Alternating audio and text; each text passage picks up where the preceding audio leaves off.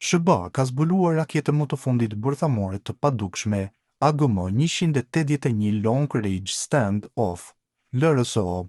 Prototipi i njërës prej armëve mos sekrete në programin e modernizuar bërthamor të Shteteve të Bashkuara të Amerikës u filmua në një bombardues B-52 mbi Kaliforni.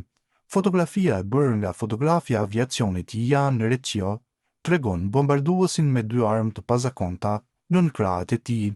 Analistët shpejt arritën në përfundimin se raketat përputheshin me paraqitjen zyrtare të AGM-181 të publikuar më parë këtë vit dhe se ngjashmëria ishte shumë e madhe për t'u injoruar.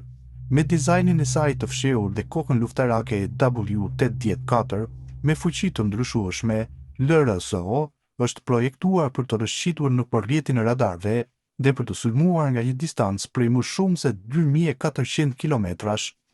Raketa e cila po zhvillohet në Rayton do të zëvendësohet AGM-86 në vjetër dhe pritet të jetë pajisur me bombarduesit B-52 dhe B-21 Raider të ri.